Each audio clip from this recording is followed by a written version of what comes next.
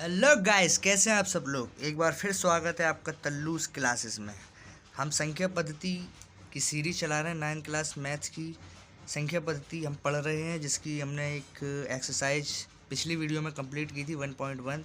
आज इस वीडियो में हम 1.2 एक्सरसाइज के सवाल सॉल्व करेंगे। तो चलिए वीडियो को शुरू करते हैं। पहला सवाल है, प्रत्येक अपरिमित संख्या क्या क्या प्रत्येक अपरिमित संख्या एक वास्तविक संख्या होती है?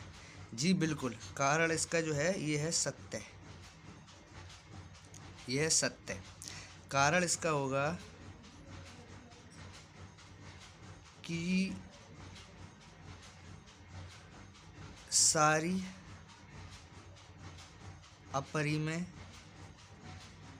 अपरिमेय संख्याएं वास्तविक संख्याओं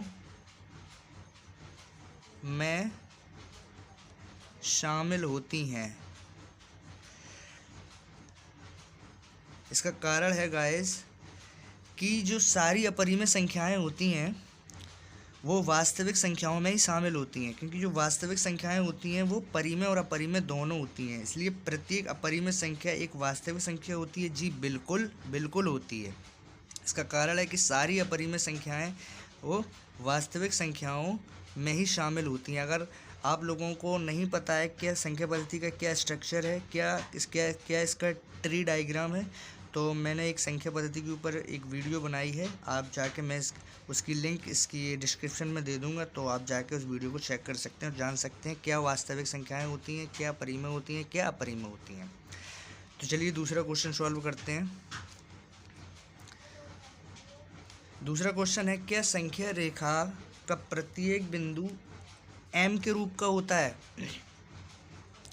तो इसका आंसर होगा असत्य। कारण इसका ये है कि संख्या रेखा पर दोनों धनात्मक तथा ऋणात्मक संख्याएं होती हैं, अपितु प्रत्येक बिंदु पर एक वर्गमूल संख्या हो, यह संभव नहीं है। संख्या रेखा पर दोनों धनात्मक तथा ऋणात्मक संख्याएं दोनों धनात्मक एवं ऋणात्मक पूर्णांक होते हैं, लेकिन प्रत्येक बिंदु पर एक वर्गमूल संख्या हो, ये संभव नहीं है। इसलिए इसका कारण ये हो जाएगा। चलिए अगला क्वेश्चन करते हैं। अगला क्वेश्चन है, प्रत्येक वास्तविक संख्या एक अपरिमेय संख्या होती है। इसका कारण है, पहली बात तो ये कथन जो है वो असत्य है। असत्य। इसका कारण ये है कि प्रत्येक वास्तविक संख्या एक अपरिमेय संख्या होती है। नहीं, बिल्कुल नहीं साहब, क्योंकि वास्तविक संख्याओं में परिमेय तथा अपरिमेय दोनों संख्याएं होती हैं। प्रत्येक वास्तविक संख्या एक अपरिमेय संख्या नहीं होती। तो कारण इसका क्या होगा कि वास्तविक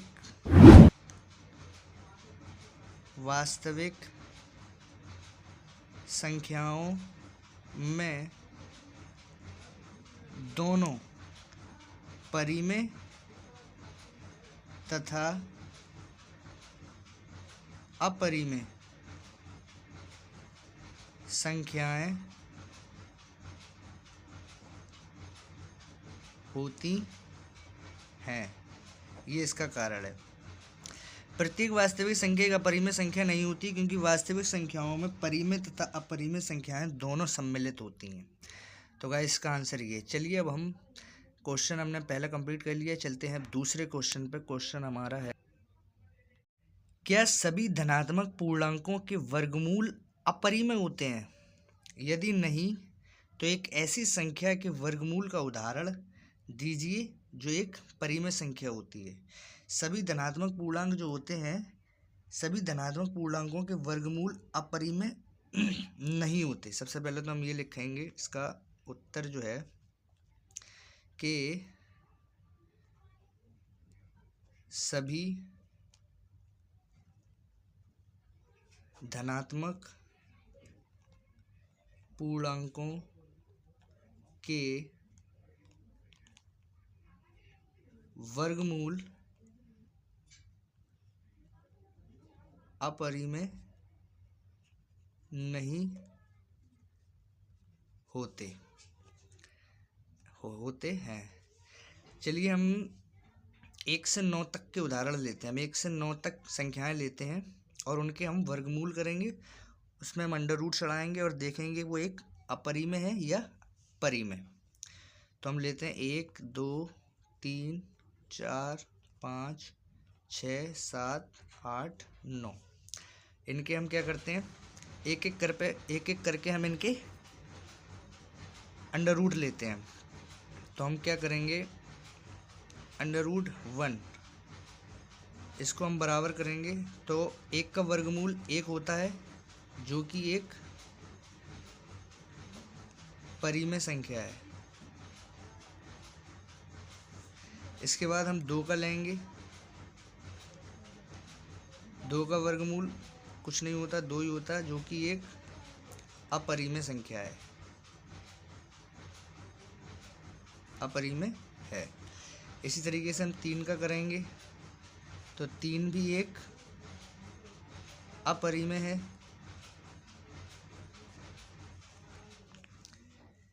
इसी तरीके से हम 4 का अंडर रूट लेते हैं।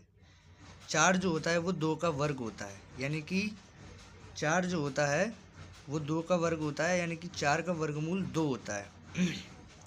तो ये एक परिमेय संख्या है। और परिमेय संख्या क्या होती है गाइस, जिसको हम P/Q की फॉर्म में लिख सकें, वो परिमेय संख्या होती है। ठीक है, इसी तरीके से हम 5 का अंडर रूट लेते हैं तो 5 का अंडर रूट 5 जो कि हमारी एक अपरिमेय संख्या है, अपरिमेय है। इसी तरीके से हम 6 का अंडर रूट लेते हैं, 6 ये भी हमारी एक अपरिमेय है। 7 का हम लेते हैं तो 7 भी हमारी एक अपरिमेय संख्या है।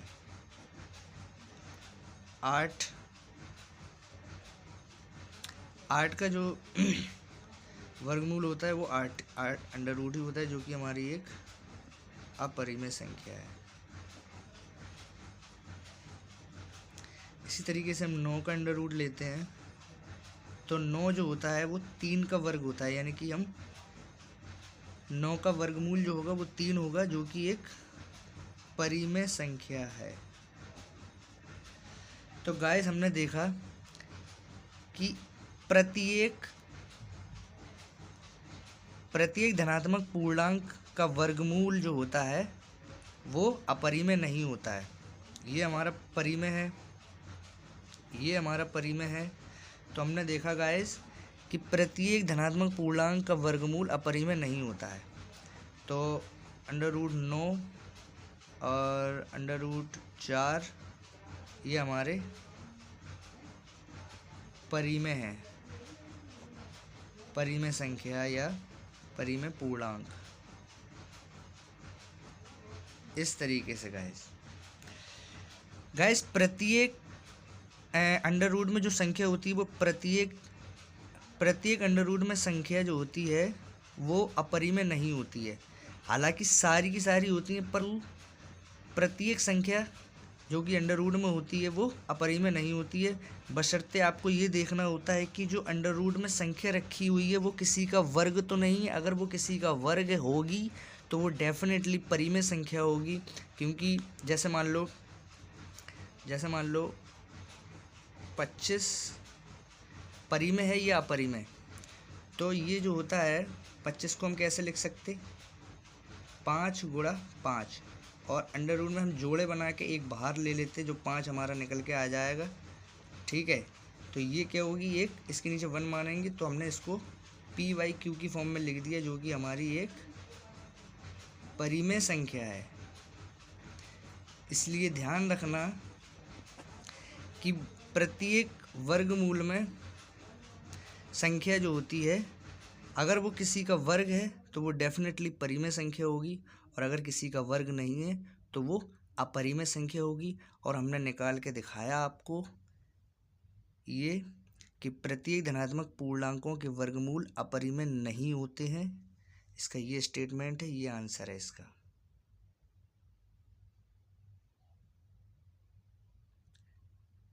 तो चलिए अब हम चलते हैं अपने तीसरे क्वेश्चन पे। तीसरा क्वेश्चन है हमारा, दिखाइए कि संख्या रेखा पर √5 को कैसे निरूपित किया जा सकता है या कैसे दर्शाया जा सकता है। तो सबसे पहले हम क्या करते हैं, एक संख्या रेखा बनाते हैं। 0, -1, -2, 1 और 2। इसी तरीके से हम क्या करते हैं, इसको नाम दे देते हैं O, इसको नाम दे देते हैं हम O, इसको नाम दे देते हैं हम A। ठीक है, तो यहाँ से OA बराबर है 1। आप देख सकते हैं OA बराबर है 1, और हमने एकांक दूरी ले ली यहाँ से इतनी और इतनी। इस पॉइंट को नाम दे देते हैं B। तो हमने देखा OA बराबर 1 और AB बराबर 1। ठीक है, तो ये एक त्रिभुज बन गया। देखो, समकोण त्रिभुज, यहाँ से यहाँ तक एक समकोण त्रिभुज बन गया। तो हम क्या करते हैं, त्रिभुज OAB में, त्रिभुज इधर लिख लेना, समकोण त्रिभुज AOB में पाइथागोरस प्रमेय से हम इसको सॉल्व करते हैं गाइस। पाइथागोरस प्रमेय लगाने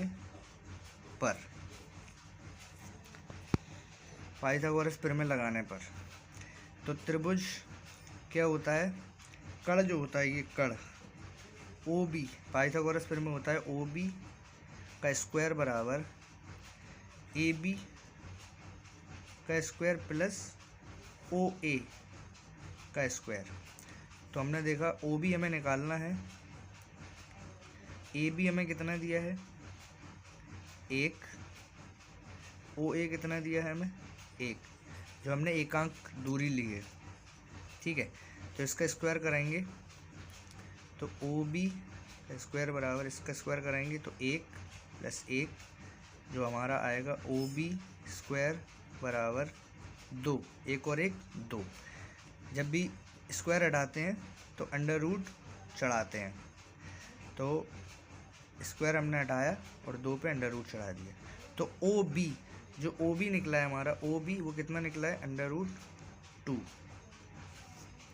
ठीक है, इसी तरीके से हम एक दूरी और लेते हैं, एकांक दूरी, इसकी वैल्यू हमें दी है। एक पॉइंट हम यहाँ ले लेते हैं C, इसको C मान लेते हैं और ये 1 रख देते हैं।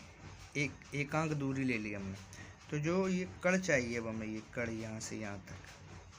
ठीक है, अब समकोण त्रिभुज OBC में इसी तरीके से समकोण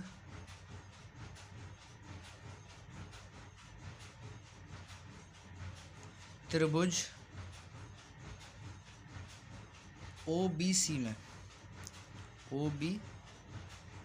में, ठीक है, तो OB हमें दी है कितनी √2, जो कि हमने निकाली है, जो कि हमने OB निकाली है √2, और हमें BC दी है जो हमने ली है एकांक। ठीक है, तो ये दूरी निकालेंगे अभी, ये दूरी OC स्क्वायर बराबर OB का स्क्वायर प्लस BC का स्क्वायर। तो हम वैल्यू रखेंगे ओ सी हमें निकालना है। तो ओ बी जो होगा वो हमारा कितना है 1, सॉरी ओ बी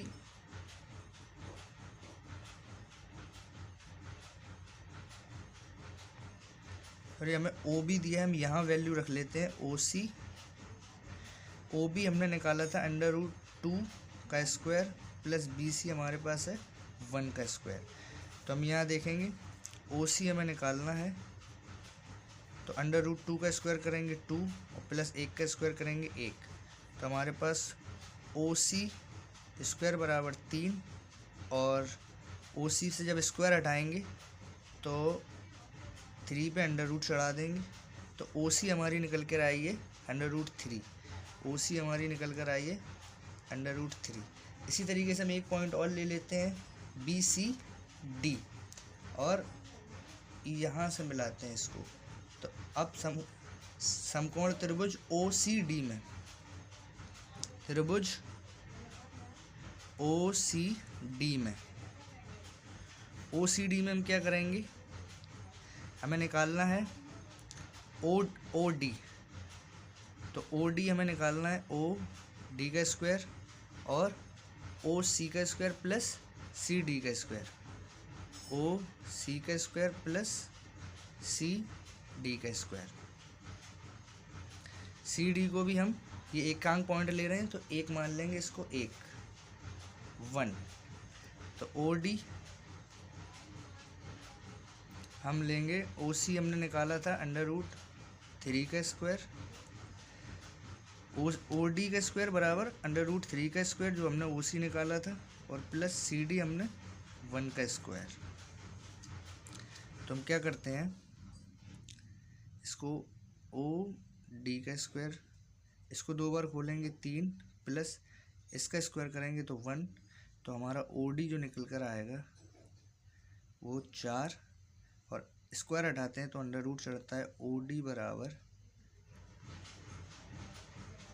√4। तो ओ डी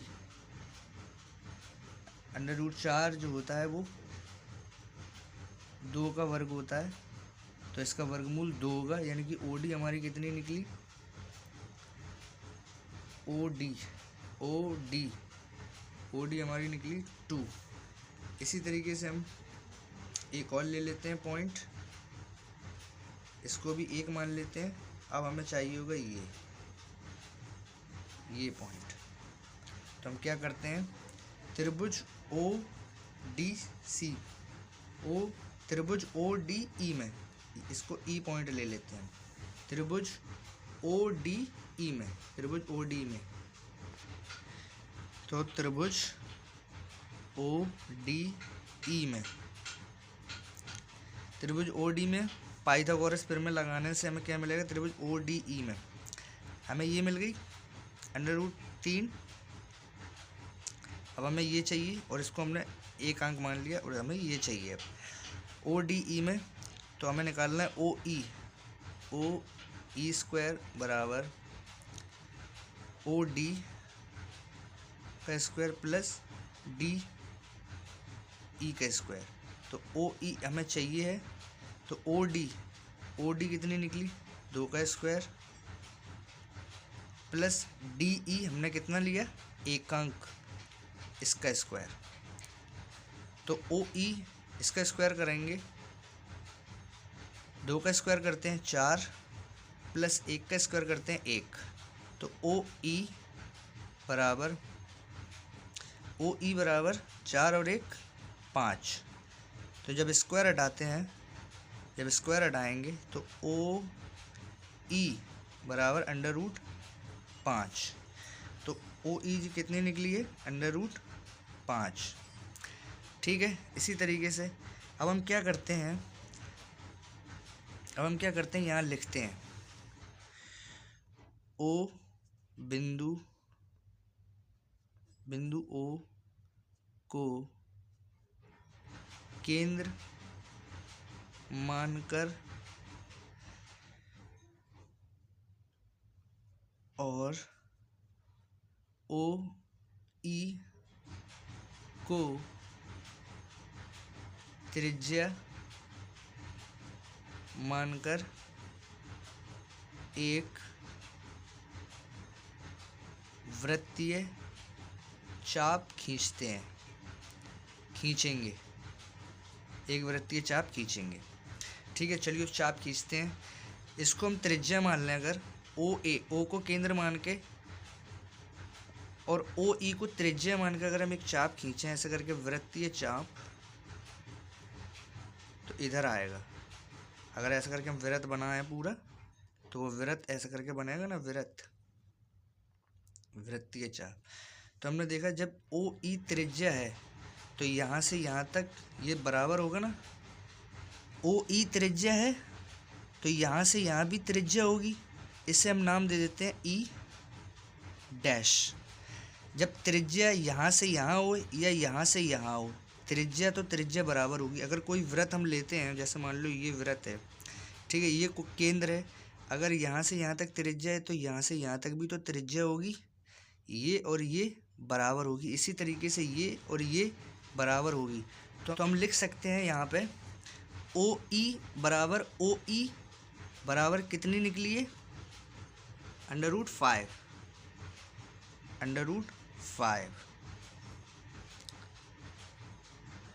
इस तरीके से हमने संख्या रेखा पे √5 को दर्शा दिया। इस तरीके से हमने √5 को दर्शा दिया। ये इसका आंसर होगा, तो वीडियो पसंद आई हो गाइस तो चैनल को सब्सक्राइब करें, क्योंकि इसी तरीके से हम आगे संख्या पद्धति की पूरी सीरीज़ पढ़ने वाले हैं, सारी एक्सरसाइज कवर करेंगे। तो प्लीज़ वीडियो पसंद आई हो तो लाइक करें, चैनल को सब्सक्राइब ज़रूर करें ताकि आपसे कोई भी वीडियो मिस ना हो, और शेयर करें अपने दोस्तों में ताकि उनका भी भला हो। जय हिंद, जय Bharat. Thank you very much for watching this video.